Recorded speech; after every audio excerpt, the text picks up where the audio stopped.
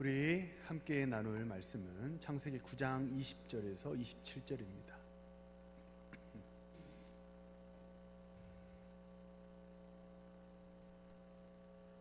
창세기 9장 20절에서 27절의 말씀 우리 함께 읽겠습니다. 20절입니다. 노아가 농사를 시작하여 포도나무를 심었더니 포도주를 마시고 취하여 그 장막 안에서 벌거벗은지라.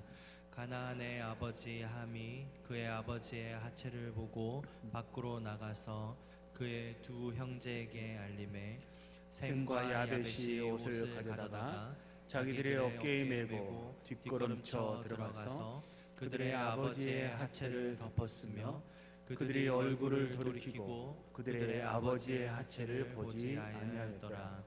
노아가 술이 깨어 그의 작은 아들이 자기에게 행한 일을 알고 이에 이르되 가나안은 저주를 받아 그의 형제들의 종들의 종이 되기를 원하노라 하고 또 이르되 셈의 하나님 여호와를 찬송하리로다. 가나안은 셈의 종이 되고 하나님이 야벳을 장대하게 하사 셈의 장막에 거하게 하시고 가나안은 그의 종이 되게 하시기를 원하노라 하였더라. 아멘. 우리 한번 앞뒤 좌우사람과 서로 인사하시죠. 사랑합시다. 격려합시다. 우리 한 번만 더 인사하시죠. 복된 가정이 되시기를 바랍니다.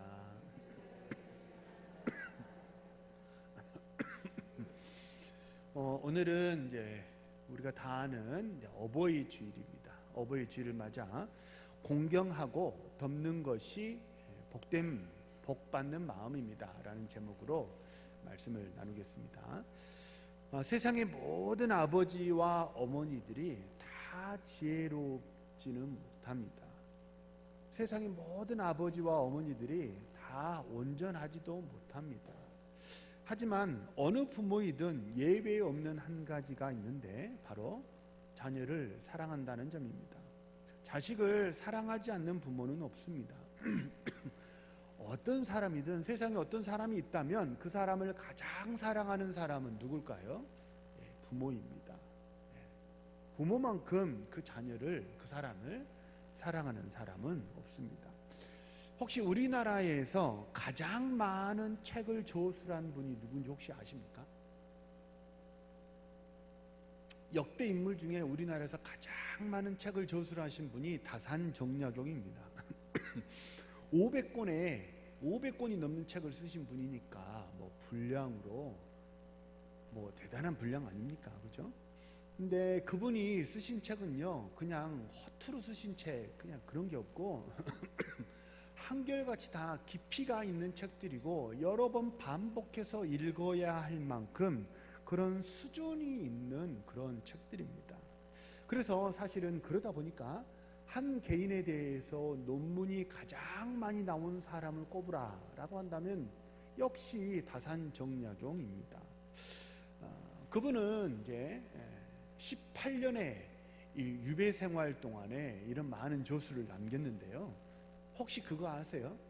이 정약용 선생께서 이렇게 많은 책을 남긴 이 책의 1차적인 독자가 누구였는지 혹시 아십니까?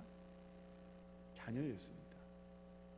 세상의 사람들을 일깨워야 되겠다라는 것은 부차적인 목적이었고 그의 저술의 1차적인 목적은 우리 자식들이 이 책을 읽고 세상에 좀 빛이 되고 세상을 좀 복되게 하는 그런 역량 있는 자녀들이 좀 되면 좋겠다라는 그런 취지로 이 책을 쓰셨다고 합니다. 유배지에서도, 그죠? 유배지라고 하면 모든 것이 단절되고 절망에 빠진 그런 상태 아닙니까?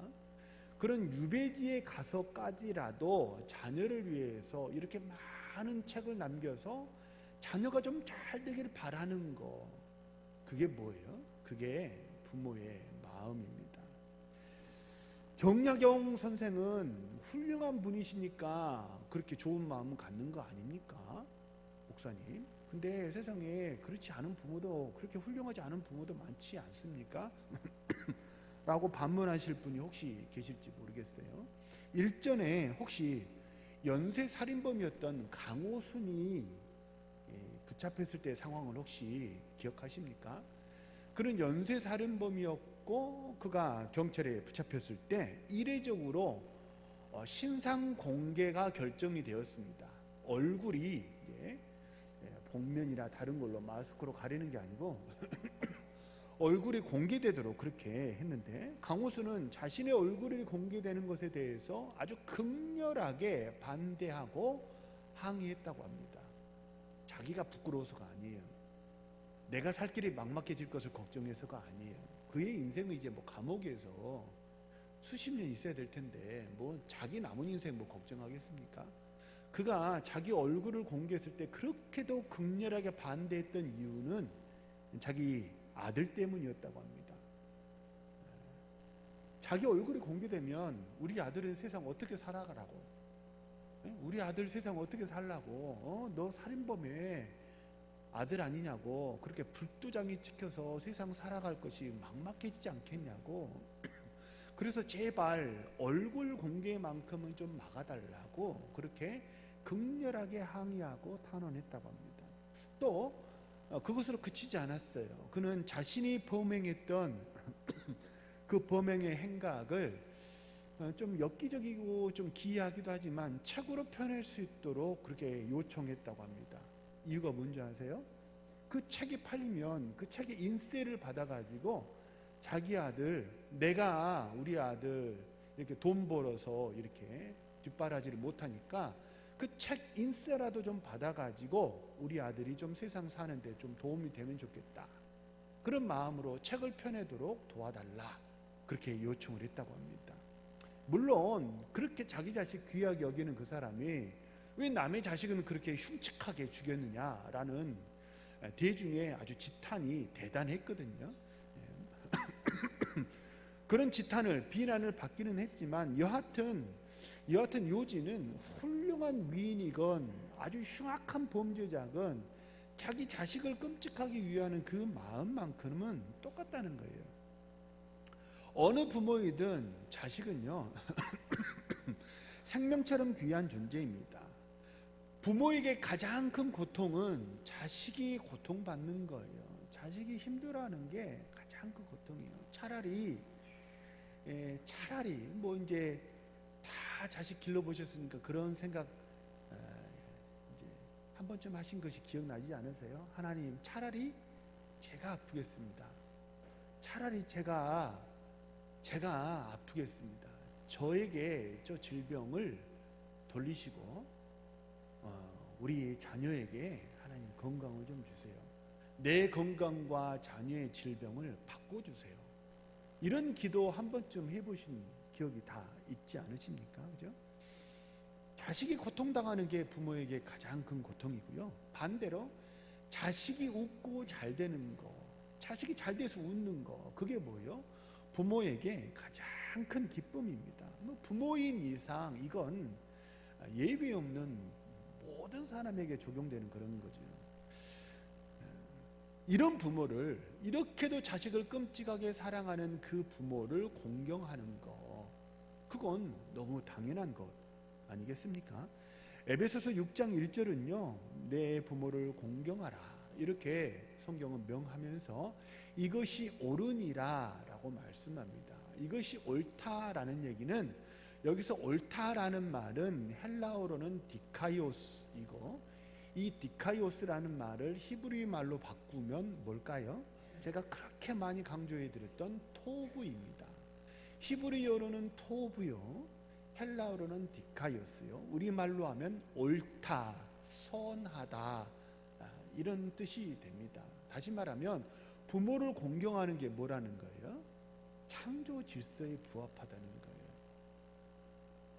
우리는 모두 교회에서 집사, 장로, 권사, 목사의 신분을 가지고 있습니다. 그런데 우리는요 집사, 장로, 권사, 목사이기 이전에 한 부모의 자녀입니다. 그렇죠? 무슨 말이냐면 집사, 직분 가지고 이 땅에 태어난 사람은 없죠. 교회에서 봉사하고 신앙생활 하다 보니까 후천적으로 집사, 장로, 권사, 목사의 직분을 받게 된 것 아닙니까? 하나님의 부르심에 따라. 하지만 한 부모의 자녀가 되는 것은 선천적으로 받는 거예요. 그죠? 그래서 우리는 교회 어떤 직분을 논하기 이전에 한 부모의 자녀라는 사실을 잊지 마시고 꼭 기억하시기 바랍니다. 자녀됨의 도리를 잊지 마시고 부모에게 효를 다하시는 우리 사랑하는 모든 동원의 성도님들 되시기를 주님의 이름으로 축복합니다. 우리 아들들만 한번 해볼까요? 자녀들만 한번 해볼까요? 아멘.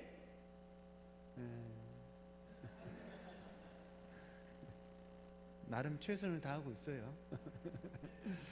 오늘 본문은 창세기 9장인데요. 창세기 9장에 보면 노아가 술에 만취해서 벌거벗는 실수를 저질렀을 때 함은 아버지의 수치를 감추지 않고 형제에게 그것을 다 알렸습니다. 아버지를 조롱한 거예요. 반면 셈과 야벳은 아버지의 벌거벗은 모습을 보지 않으려고 뒷걸음쳐 들어갔고 그 몸에 옷을 덮음으로 아버지를 공경하는 그런 모습을 보였습니다. 자, 이에 대해서 하나님은 어떻게 하셨느냐? 아버지를 공경한 셈과 야벳은 축복하셨지만 아버지를 조롱의 대상으로 삼은 그 함과 그의 자손은 저주하셨습니다. 이 사건은요, 사실 효도라고 하는 그 하나의 사건만을 이렇게 가리키는 사건이 아니에요. 이 가나안이라고 하는 이 아들은 결국 가나안 땅에 거주하는 민족들인데 그 가나안 땅에 거주하는 민족들은 구속사적으로 큰 의미를 가지고 있기 때문에 그래서 이 노아의 예언은 저주는 단지 자식에 대한 그런 훈육의 개념을 넘어서 구속사적으로 여러 가지 예언적인 의미를 가지고 있거든요. 여러 가지 예언적인 의미를 가지고 있긴 하지만 효라고 하는 그런 관점에서 바라보면 부모의 그 실수에 대해서 부모의 명예와 체면을 손상시키는 그 자녀들의 언행에 대해서 하나님이 얼마나 엄한 벌로 다스리시는지 그것을 보여주는 단적인 예라 할 수 있습니다. 함은요, 아버지의 허물을 덮어주지도 않았어요. 아버지의 허물을 덮어주지도 않았을 뿐만 아니라 여기저기 그것을 말하고 다녔습니다. 오늘 오후 예배의 주제이기도 한데요, 가십거리로 만든 거예요. 그래서 자녀로서 지켜야 할 마땅한 도리를 지키지 못하고 불효를 저질렀습니다. 반대로 셈과 야벳은 옷을 가져다가 뒷걸음쳐 들어가서 아비의 하체를 가려드림으로 자녀로서 해야 할 마땅한 도리를 다했습니다. 자, 이 상황에서 보세요. 노아가 실수한 건 맞아요? 틀려요? 네, 맞죠. 노아가 실수한 건 맞습니다. 그런데 이 사건에 대해서 하나님이 판결하시면서 노아의 실수에 대해서 하나님이 언급하신 사건이 언급하신 일이 있어요? 없어요? 없어요. 뭐가 더 중요하다는 거예요? 자녀의 도리가 훨씬 중요하다는 것을 말하는 거예요. 분명 노아는 실수했습니다. 노아가 실수했다는 것은 뭘 의미하냐면 사실 노아는 홍수 이전에 믿음의 거장이라고 불렸던 사람이에요. 당대 의인이라 불렸던 사람이에요. 유일하게 하나님으로부터 선택을 받은 사람이 노아였습니다. 그 정도로 노아는 믿음의 사람이었고 의인이었습니다.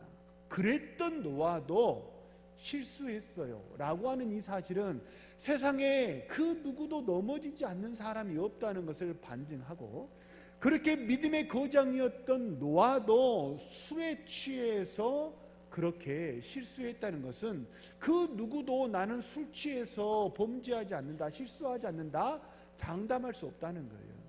그래서 술을 멀리하라는 거예요. 술은요, 가정을 파탄시키는 그런 계기가 된 사건이에요. 이 창세기 9장에서의 포도주는요, 아버지와 자녀의 관계를 헝클어뜨리고 자녀에게 저주가 선포되는 그런 계기를 촉발하게 되었던 것이 술입니다. 그러니까 술 자체에 대해서 약으로 쓸 수는 있다, 제가 작년에 일전에 한번 말씀을 드렸지만 그럼에도 불구하고 기독교에서 왜 그렇게 술을 멀리하라고 말하느냐? 노아도 술에 넘어졌기 때문이에요. 노아의 가정도 술 때문에 파탄이 났기 때문이에요. 그러면 그 누구라서 나는 술 취해서 실수하지 않는다 장담할 수 있겠습니까? 어쨌든 노아는 실수한 것이 분명합니다. 그렇지만 하나님은 노아의 실수를 언급하지 않으셨고 자녀가 효를 행했는지 불효를 행했는지 하나님은 그것을 중점적으로 보시고 그에 따라서 축복과 저주를 내리셨다는 점을 우리가 주목해서 봐야 합니다. 하나님은 어떤 사람을 축복하십니까? 허물을 보지 않은 사람을 축복하십니다. 허물이 눈에 들어오는 게 그렇게 좋은 게 아니라는 거예요. 하나님은 어떤 사람을 축복하십니까? 혹여 다른 사람의 수치와 허물이 내 눈에 들어왔다 손 치더라도 어떻게 해야 돼요? 덮어줘 버려야 돼요. 그 사람을 하나님이 축복하시는 줄로 믿으시기를 바랍니다. 이게 기독교에 흐르는, 이게 교회에 흐르는 가장 기본의 정서예요. 하나는 희생이요, 하나는 뭐예요? 용서예요. 화해예요. 화목이에요.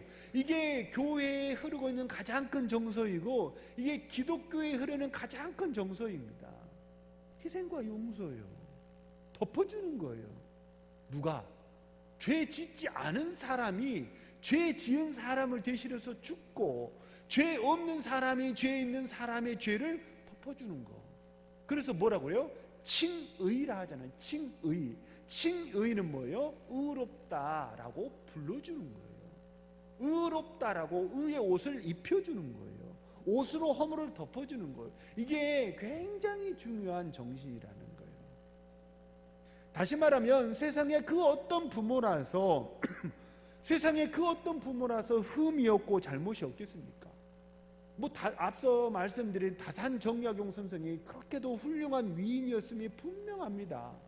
그는 지식적으로도 상당히 완성도가 있었고 자녀 사랑에도 부모로서도 그리고 점수를 매긴다면 A+ 등급을 받을 수 있을 만큼 그는 훌륭한 부아버지였을 것입니다.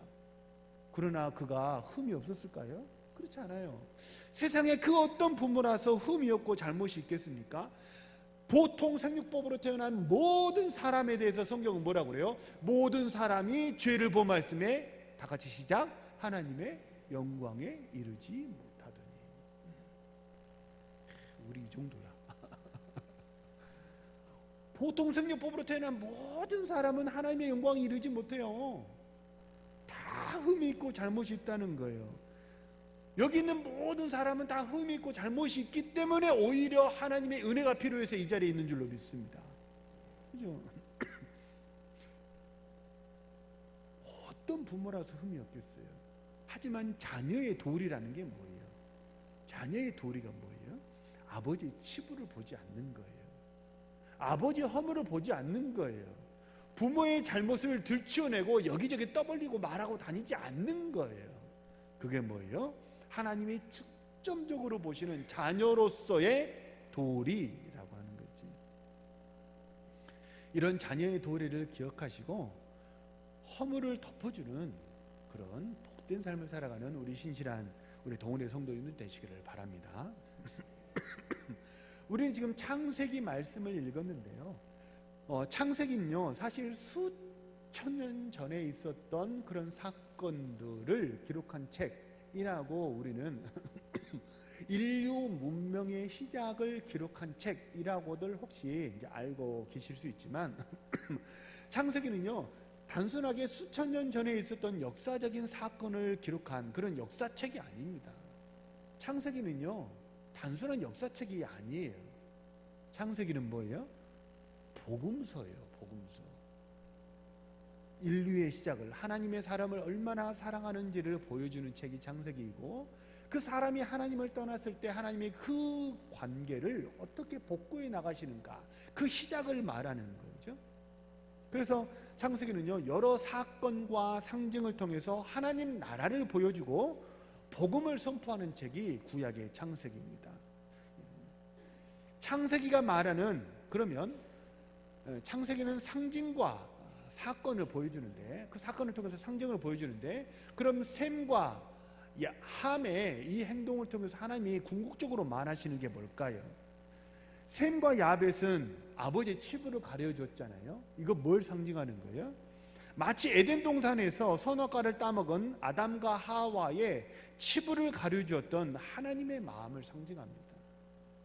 가죽옷을 입혀서 아담과 하와의 치부를 가려주지 않았습니까? 다시 말하면요, 허물을 보지 않는 거죠. 허물을 덮어주는 거죠. 그것이 주님의 마음이요, 그것이 십자가의 복음이요, 그것이 하나님의 헤세드의 사랑인 줄로 믿으시기를 바랍니다. 거꾸로 한번 얘기해 볼까요? 거꾸로 얘기해서 아비의 허물을 보고 그것을 세상에 드러낸 함은요, 우리 인간의 죄를 고발하는 사단의 마음을 상징합니다. 사단은 늘 우리의 죄를 하나님께, 재판장이신 하나님께 고소하고 고발하지 않습니까? 그래서 이 아담과 하와가 이 선악과를 따먹은 그 이후로 온 인류는 두 가지 문화를 가지고 살아갑니다. 살인을 했던 가인의 문화와, 그리고 바르게 하나님을 예배했던 누구의 문화요? 아벨의 문화. 그래서 기독교는 가인의 문화와 아벨의 문화가 크게 두 축을 이루고 살아갑니다. 세상을 지배하는 것은 물론 가인의 문화입니다. 내 욕심을 위해서, 내 목적을 위해서는 다른 사람쯤은 얼마든지 거추장스러우면 이렇게 제낄 수 있는, 치워버릴 수 있는 그런 마음, 사람을 목적으로 대하지 않고 사람을 수단과 도구로 대하는 그런 마음, 그게 가인의 마음이에요. 그 가인의 마음이 쭉 이어져 내려오면 누구의 마음으로 이어지는 겁니까? 함의 마음으로 이어지는 거예요. 함의 마음은 무엇입니까?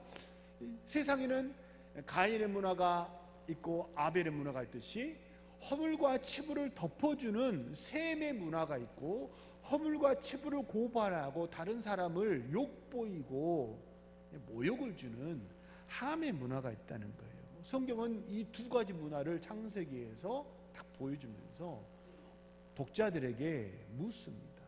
어떤 문화를 따르기를 원하느냐? 가인의 문화를 따르기를 원하느냐? 아벨의 문화를 따르겠느냐? 아니면 허물을 덮어주었던 셈과 야벳의 문화를 따르겠느냐? 아니면 치부를 드러냈던 함의 문화를 따르겠느냐? 독자들에게 권면하고 있는 거죠. 자, 주일학교 학생들 잘 보세요. 부모를 공경하지 않아도 공부 잘할 수 있습니다. 부모 공경과 공부는 별개입니다. 부모를 공경하지 않아도 공부 잘할 수 있습니다. 부모를 공경하지 않아도 돈 많이 벌 수 있습니다. 부모에게 효를 다하지 않아도 세상에 높은 지위를 얻을 수 있습니다. 그런데 부모에게 효를 다하지 않는 사람은 하나님의 사랑받지 못합니다. 왜냐하면 부모가 세상을 창조하셨던 유일하게 창조 사역을 감당하는 사람이 하나님이셨는데, 그 생명을 창조하는 그 창조 사역의 동역자로 부름받은 사람이 누구예요? 부모이기 때문입니다. 다시 말하면 부모는 나에게 하나님의 대리인이기 때문에 그렇습니다. 하나님의 대리인이 부모예요.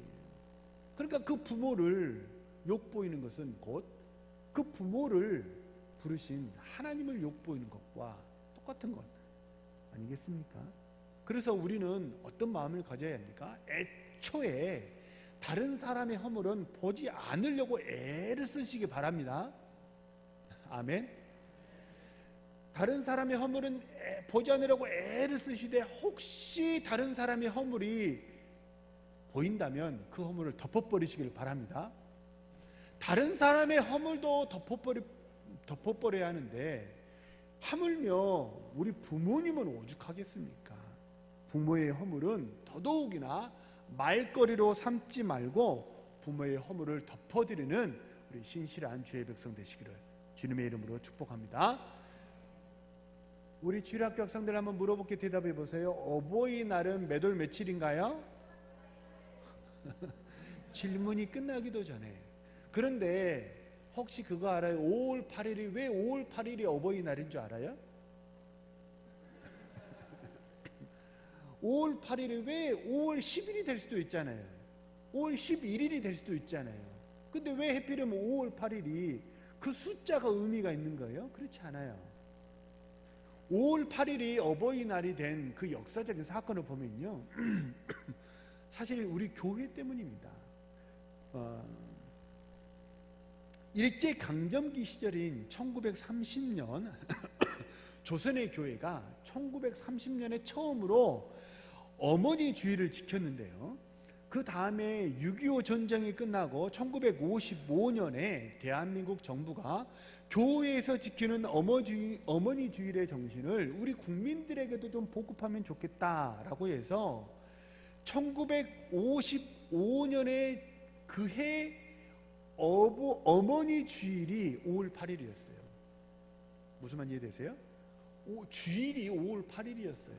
주일이 1955년 5월 8일이 주일이었어요. 그래서 대한민국 정부가 교회에서 지키는 그 어머니 주일, 그러니까 사실은 그 전까지는 어머니 날이라는 게 첫째 주 주일이었던 거지 날짜가 정해지진 않았던 거예요. 근데 대한민국 정부가 교회에서 지키던 그 어머니 날을 우리나라 백성들에게도 좀 보급하면 좋겠다라고 해서 그해 1955년에 어머니 주일이었던 5월 8일을 어머니 날로 제정해서 반포하게 됩니다. 그랬는데 교회는 그 뒤로 한 걸음 더 앞서가게 되었어요. 어머니 주일이었던 그 이제 어머니 주일만 지키게 됐는데 사실 생각해 보니까 사실 이 어버이날 하지만 사실 초점은 누구에게 있어요?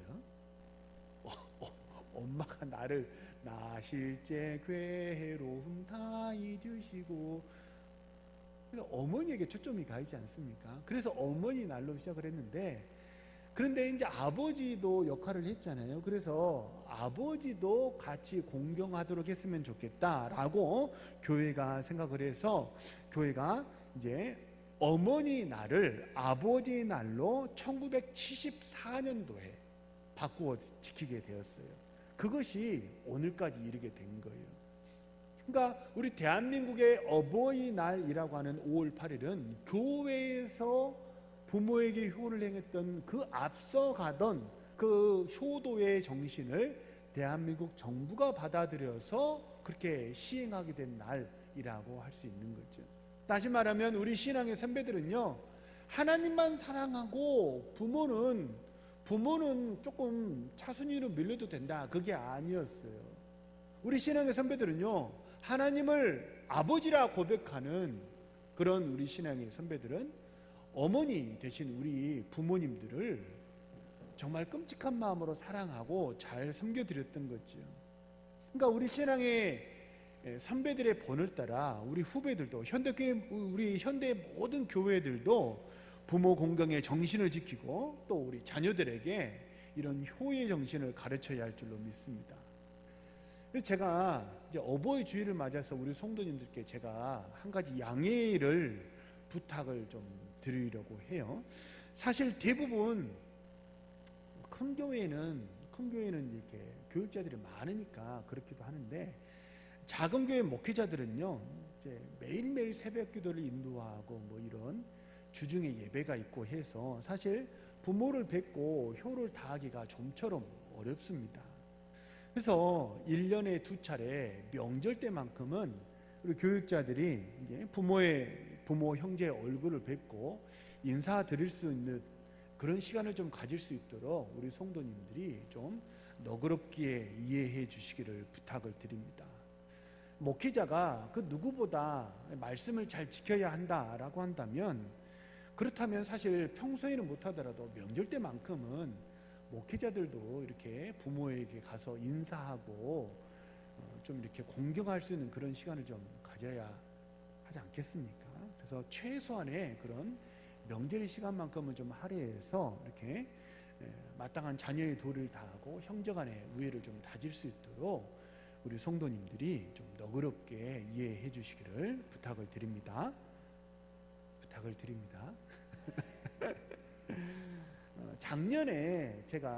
작년에도 말씀드리고 재작년에도 말씀을 드렸는데, 부모 공경의 3가지 방법 말씀드렸는데 혹시 기억나십니까?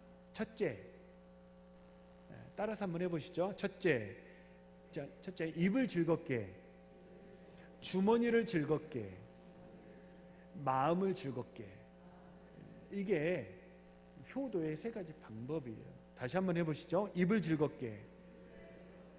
주일학교 학생들아, 맛있는 거 고기가 있으면 아버지, 어머니 이거 먼저 드세요 하고 꼭 먼저 드리세요. 알겠어요? 네. 너희들이 맛있는 걸 사드리지는 못할 거야 지금. 저는 청년들에게 늘 얘기했어요. 어머니, 아버지, 제가 나중에 좋은 직장 취직하면 맛있는 소고기 사드릴게요. 그러지 말고 지금 국밥부터 사드리라. 지금 국밥 사드리는 자식이 나중에 돈 벌면 소고기도 사드리는 건 아니에요. 그죠? 네, 국밥부터 사드려야죠. 국밥부터. 그죠? 입을 즐겁게 해드리고 적게나마 용돈을 꼭 좀 드리시기 바랍니다. 용돈을 드려야 돼요. 주머니가 얇아지면 어르신들이 힘이 없어요. 자신감이 떨어지거든요. 셋째는 효도의 완성은 뭐예요? 마음이 편안해야 돼요. 그래서 효도의 완성이에요. 마음이. 늘 마음을 편안하게 드리는, 이렇게 좀 우리 부모에게 효를 다하는, 우리 그렇게 효의 본이 되는 우리 사랑하는 모든 동원의 성도님들 되시기를 주님의 이름으로 축복합니다. 자, 자녀로서 부모에게 행해야 할 도리를 말씀을 드렸는데요. 노아 사건은 부모에게도 자녀 앞에서 본이 될 것을 겸하여 말씀을 하고 있습니다. 분명 노아의 하체를 보고 부모의 허물을 드러낸 함은 잘못한 게 분명해요. 근데 좀 이상하지 않으세요? 성경을 읽으실 때 좀 이상하지 않으셨어요? 잘못은 누가 했어요? 함이 했죠. 근데 저주는 누가 받았어요? 가나안이 저주를 받았죠. 함의 아들이 가나안이거든요. 그러니까 이게 좀 이상하지 않으세요? 왜냐하면 부모의 불경건한, 부모의 온전하지 못한 그 모습이 앞서 말씀드린 대로 사실 우리는 연약하기 때문에 모든 사람이 다 부족한 모습이 있습니다. 그것이 사실입니다. 그런데 부모의 그런 미숙한 모습은요, 자녀 세대에 있어서 더 증폭되어 나타납니다. 우리가 그거를 꼭 기억해야 합니다. 아비의 하체를 드러냈어요. 자, 함은 아비의 하체를 보고 여기저기 가십거리로 만드는 정도였다고 한다면 그 아들, 함의 아들 가나안은요, 그 죄가 훨씬 더 증폭돼서 나타났습니다. 레위기 18장을 보면요, 출애굽한 이스라엘에게 절대 본받지 말아야 할 가나안의 불경건한 모습, 가나안의 잘못된 모습에 대해서 이야기를 하는데, 자그마치 레위기 18장 그 한 장에서만 벌거벗었다라는 말이 24번이나 나옵니다. 레위기 18장 한 장에만 벌거벗었다라는 말이 24번이나 나와요. 가나안이 그 정도로 뭐라는 거예요? 이 벌거벗은 것에 민감하고 그것을 추구하는 성적인 타락의 길을 걸었던 자녀가 되어버렸다라는 이야기예요. 절대 성적으로 타락한 것은 본받지 말아라 라고 하는 것을 레위기 18장에서 말하면서 가나안이 그랬다라고 성경은 콕 찍어서 얘기를 하고 있는 거예요. 아버지 함이 하체를 보고 여기저기 흉을 보고 다니는 정도였다고 한다면 그의 아들 가나안은요, 아버지 함의 죄를 훨씬 뛰어넘어서 성적 타락의 노예가 되어버렸던 거죠. 그래서 바울 사도는 에베소서 6장에서 자녀들아 너희 부모를 주 안에서 순종하라, 이것이 옳으니라 라고 말할 뿐만 아니라 바로 이어서 뭐라고 말하냐면, 아비들아 너희 자녀를 노엽게 하지 말고 오직 주의 교훈과 훈계로 양육하라 라고 부모에게 그 책무를 교훈합니다. 자녀라고 해서 함부로 대하지 말라는 거예요. 자녀라고 해서 강압적으로 대하지 말라는 거예요. 내 배 아파서 낳았다고 내 자식이라고 그렇게 내 소유라고 착각하지 말라는 거예요. 하나님 자식이에요. 창조의 대리인이라고 말씀드렸잖아요. 다시 말하면 하나님이 나에게 잘 키우라고, 하나님의 사람이 되도록 잘 기르라고 위탁한 사람이지 네 거 아니라는 거예요. 하나님의 말씀은. 그래서 하나님이 맡기신 자녀를 마치 하나님이 기르시는 것처럼 최선을 다해서 하나님의 사람으로 잘 양육해가는 우리 신실한 우리 동원의 부모님들이 되시기를 주님의 이름으로 축복합니다. 말씀을 정리합니다. 십계명의 대부분은요, 최소한 이 정도는 되어야 한다라는 의미로 부정명령으로 기록되어 있지만, 부모 공경의 계명은 긍정명령으로 되어 있고요, 유일하게 뭐가 되어 있어요? 축복이 덩달아서 기록이 되어 있습니다. 다른 것은 그렇게 하라라는 명령만 있지만, 부모 공경은요, 유일하게 거기에 뭐가 있어요? 이렇게 행하면 네가 복을 받게 될 거야 라고 축복이 기록되어 있습니다. 그만큼 뭐라는 거예요? 무너지지 말아야 할 가정의 기둥 같은 원리다.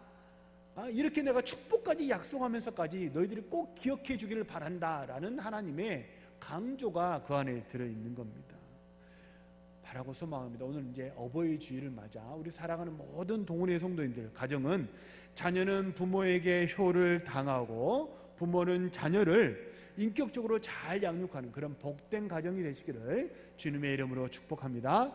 우리 주신 말씀을 놓고 한번 합심해서 통성으로 기도합니다.